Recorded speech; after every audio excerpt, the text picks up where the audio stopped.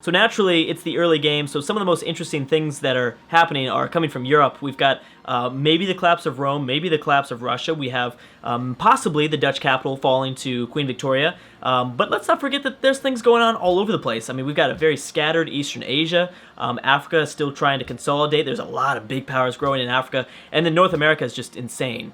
Now, one thing that's quite weird, though, is Latin America. Latin America still has 5 civs, and I understand that this continent is huge, but I'm surprised that we haven't seen many conflicts break out just yet. Now, it looks like the Inca are going to launch an attack against La Plata. That might be interesting, but I'm surprised that we haven't seen many results here. I thought that we'd see a little bit more wars, but it looks like there probably will be a war that breaks out within this video. Yeah, I think it's safe to say that. How is Indonesia doing? They're at war against the Champa. But yeah, I mean, 3 boats are not going to be able to take over the Champa.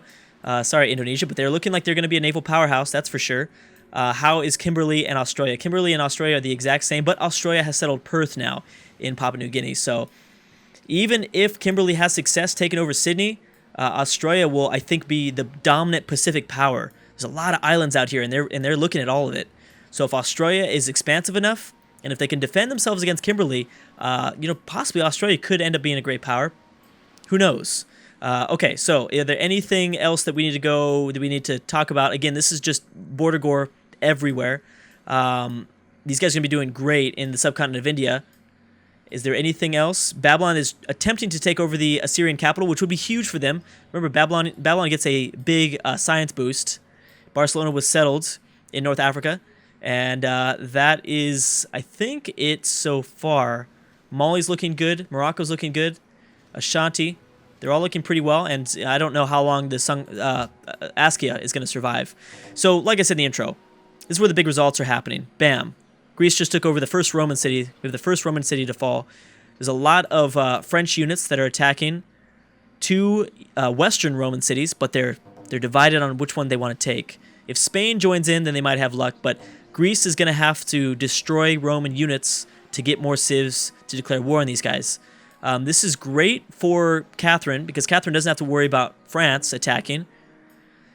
She's going to be very, very close, though. You know what? I don't know. Oh, and these guys just got themselves involved in a war. Oh, but Persia is mainly concerned with defending their capital. Tibet's not going to do much.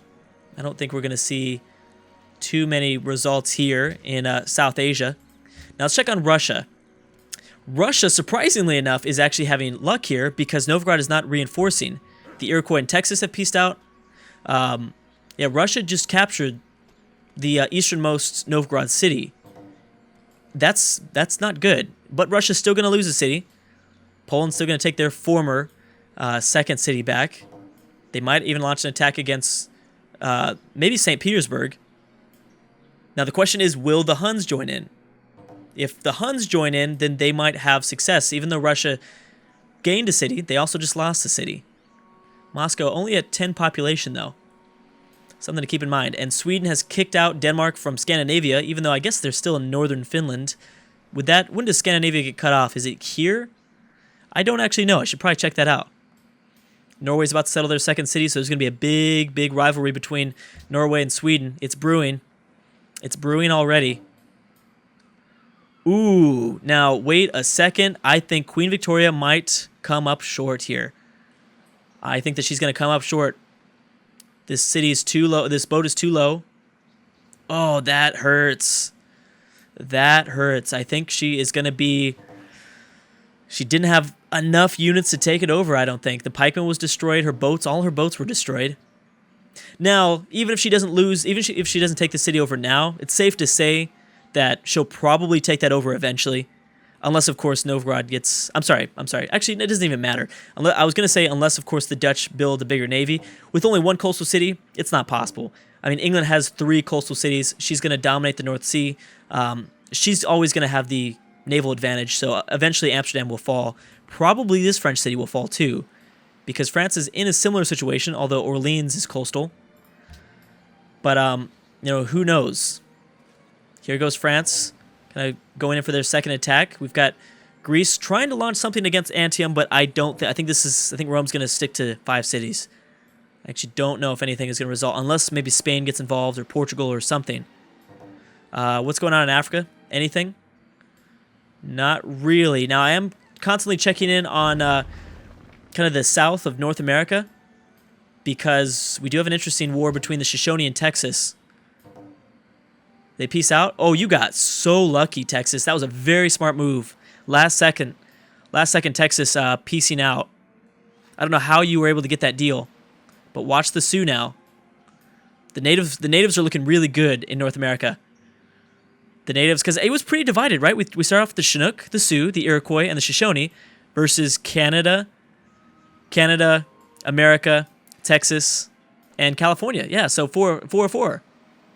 Obviously, California already lost their capital. And I'm not counting Central America, I guess, the Aztecs and the Mayans, but they haven't played a big role. Oh, but look at that. The Aztecs settled Cuba. That's perfect. That's very cool. I thought that'd be more of a civ in Latin America that would settle that, but I guess not. Mayans are probably pretty close. Oh my gosh, did they really? I don't know how, but Japan took a city from Korea. I don't know if they're going to hold on to it, but I give them credit for providing the pressure there. Anything going on in India? Nope, India seems to be about the same. No Tibet or Persian offensive move. Portugal declaring war on Austria, and a peace deal between the Netherlands and England. Now, did they peace out for a city? No. No peace out for the city. So, wow, Queen Victoria, that hurts. That really hurts. Ethiopia and the Boer declaring war on Shaka. That will be interesting because Ethiopia obviously won't be providing much there. Here's Mali City. And this will be kind of I think, a pretty similar war. We've got, oh yeah, we knew about this. Mali enhancing Catholicism. So apparently Mali got up with their own religion, which again, I'm waiting for 150 before we go over the statistics of the game, which will probably be next video. Songhai ended up getting up another settler. So that's good for them. Really surprised that the Middle East is still looking the same. I'm guessing it's because of the massive amount of land that's now here. Maybe because Egypt hasn't mainly played as big of a role, or Arabia. They both haven't really played as big of a role. Did you peace out and keep the city? Wow, yeah, they did. That's crazy because Korea would have ultimately gotten that back. But now Japan has a foothold in Asia for the first time. I think it might be safe to say that Japan's just going to keep moving to the north if they decide to. Could easily start moving and continuing to colonize to the north. And if it's only California that's colonizing Alaska, then they'll have luck launching sneak attacks, naval assaults on North America. Japan will play a pretty big role, I think, in North America. But let's not forget about the Australians who show that we've talked about in the beginning part of this video. Poland and Austria also. What's going on with Russia, actually? Novgorod's going to take their city back, it looks like.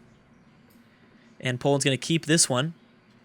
Did Babylon go to war? I can't remember. Is Babylon at war with Russia? Or, yeah, I think they are. Russia's definitely slowed down. But Poland is going to have to retreat from Russian lands to now go after Salzburg, it looks like. Let's see if Novgorod takes this back. I believe they should. They'll take this back, but they're going to have to still fight through some units. Peace deal between Morocco and Portugal. No cities giving up in that peace deal, I don't think. Yep, no, nothing just yet. Would Babylon give up a deal to Portugal? No, I didn't think so. Just wondering, just wondering.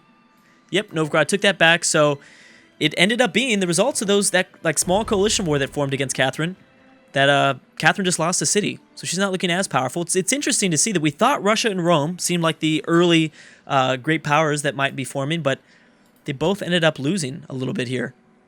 And I'm guessing Babylon is going after this southern Russian city. They might have some success. So it's still pretty much up in the air. I mean, Rome has a slight advantage. Somebody needs to consolidate out of... I mean, Greece looks good. They look like they could be good, but they've got to destroy Byzantium. I know that there's going to be a power out of Europe because the map that we used last time was essentially the same exact European map in this mod. It's just Asia that's bigger, Australia that's bigger, the Pacific that's bigger. We've seen powers arise out of Europe every single time. So it's safe to say that something out of here is going to come. We just don't know who it's going to be, or if it's going to be two civs. It might not just be one. China and the Huns, Ethiopia and the Huns. Yeah, Babylon's going to take the city over. That's incredible. Ottomans settling their second city. First, second city. I don't know why I always say that. I always say that, though. First, second city. Yeah, there's second city. Indonesia getting a little bit more aggressive. Indonesia needs to watch out, though, because Australia will become a bigger threat. Kimberley will ultimately, I think, begin to colonize up here. Wow. I'm surprised that Poland took that over. I'm very surprised. They don't really need to worry about a Russia. Oh, my gosh, and they're still attacking St. Petersburg. Where did this come from? Where did Poland all of a sudden get all these units? I have no idea. Novgorod's military has been pretty much eliminated, I think. And the Boer had success in their war against Shaka. Now, will they take over the Shaka, the capital of the Zulu? It looks like it. Which would have major implications because it's just before Shaka gets the MPs. And when the MPs arrive, obviously Shaka goes nuts. And Shaka is the best AI by far. I think it's safe to say that we all agree that Shaka is the best AI by far when he has the opportunity to, when he has this land to himself. But it looks like the Boer are going to eliminate him. He's got a lot of catapults, a lot of melee units, and the Boer will, I think, end up dominating South Africa. And look at that, out of nowhere, Babylon capturing southern Russia. So this is the time of kind of the collapse of powers, somewhat the time of collapse of powers. Ooh, that might keep the Shaka alive for a little bit longer, and all Shaka needs to do is survive for a little bit. We've seen Shaka make a comeback. Shaka can make a comeback. He's that good of an AI. He can make a comeback with just his capital. If Ethiopia, well, I don't know. Ethiopia and Mali doesn't have anything over here, and Ethiopia is too far up north. But either way, it could still distract the AI from focusing on capturing Shaka's capital. That's big. That's big that they launched that attack, because I think Shaka's going to survive. Oh, Novgorod lost the city again. I'm surprised at that. They're still launching an attack, but Babylon is becoming more and more aggressive in the south. And St. Petersburg is on the verge of collapsing too. I cannot believe Poland right now. That came out of nowhere. I don't know if we could say it's the collapse of Rome, but maybe slightly the collapse of Russia. I mean, they're losing perimeter cities, the outer perimeter cities. I mean, that's what's happening in Europe. So Europe is still very, very up, very divided. Persia looks like they're going to be the one that takes over the Syrian capital, but the Persian-Babylonian borders are going to be all over the place. Syria and the Ottomans have peaced out, so it won't be Assyria that captures this. It could be Babylon. This is rough terrain they'd have to move through. So it looks like this will be going to Persia if they don't mess this up, which is possible. It's entirely possible that they mess this up. Actually, I don't know. Will it go to Babylon? That'd be a very quick shift for Babylon's favor. I can't remember the last time we've seen Babylon do very well. And I think it's usually because of the threat Harun al-Rashid poses to them in the south, but because he's so far away, Arabia really doesn't play as big of a role at all in the Middle East at the moment. He will eventually. Chichen Itza has been built by the Congo, which is going to double his golden age. Persia would really like that combination, usually, but he's not going to be able to get it. Yep, bam. Okay, so that goes to Persia. Persia's looking good. Persia's looking real good. So Mongolia just launched an attack against China. That's too far away. I don't think anything will happen. Tibet, maybe. Tibet might take a city. Oh my gosh, they did. They ended up taking back St. Petersburg away. This is a three city swing for Poland. In the last maybe 20 turns, they just grabbed 3 cities. They were just at Warsaw. It was just Warsaw by themselves with a Great Wall. And now they're really starting to shift their focus. Canada declared war on the Iroquois. That's pretty big. And we do have our first Latin American war. Brazil and the Inca, but they're too far away from each other, I think. Oh, no, they managed to get some units over here. I do want to check on North America. What's going on with the Iroquois in Canada? Now, I mean, Hiawatha, they do still have their Mohawk warriors, their unique units, but they're quite out of date at this point in the game. As well as if the Sioux eventually decide to attack the Iroquois, then yeah, they're going to collapse. Oh man, it looks like America's about to launch an attack. The Louisiana Purchase. The Louisiana capture of Chichen Itza. That is what Washington is about to launch. Central America deciding to still go with the policy of of peace. The Aztecs still not settling. The Mayans settled in, you know, I mean, they're not launching an attack, but they're still settling. I mean, the Aztecs are going to go after probably either, what is this, Mississippi, Louisiana. This is more Alabama, I think. But there's also, what is Puerto Rico, Havana. No, Havana's Cuba, right? That's city, yeah. What is this island? What island would this be? It's very hard with these tiles. Anyways, oh, and yep, there you go. So it looks like America might have a successful war in their hands. America's doing okay. I don't know if that's going to last for that much longer because Canada looks strong. But right now, Canada's distracted, and this is still going to be a tough city to take for Canada, even if they do have the technology superiority on their side. Actually, I could see the Sioux dominating really quick and just sweeping through most of these Iroquois cities. Yeah, North America is completely up in the air. Who knows who's going to dominate this area? It's hard to say. It is very, very hard to say. How are the Inca doing? The Inca are doing okay in their war against Brazil. Chile, just too slow with their expansion. The Oracle's been built by the Congo. Why are the Congo doing so well and building wonders? That's surprising. Looks like the Congo might be the power that rises. Oh, but the Boer is still... Are they going to take it over? Yes, they are. Yep, next turn. That warrior should sweep in, and it looks like they're going to take the Shaka's capital, which is big. Like I said, that's very, very big. Because Shaka always makes a comeback, or he rushes off towards Madagascar. We've seen that happen before, where he runs towards Madagascar and he ends up surviving. But not this time around. Let's just make sure. Well, we don't have to watch it, though. Congo and the Ethiopians will be fighting it out in Central Africa. These are both very big, great powers. Oh, and the Western Sub-Saharan nations like Mali, like the Ashanti, like Morocco, still fighting it out. I'm surprised that Morocco doesn't have a stronger navy. They're with 2 coastal cities. Mali has no coastal cities. Ashanti have only their capital. I'm liking Morocco right now. There it goes. Bam. Shaka has fallen. That is big. That is big. It tends to be 50-50. The Boer-Shaka rivalry tends to go back and forth. It's kind of like the Russians and the Huns, where it really depends. Russia's still very focused on attacking Novgorod, but it's Babylon and Poland that are kind of the bigger threat right now. Kind of. I mean, not really, but... Oh, man, these borders look ugly.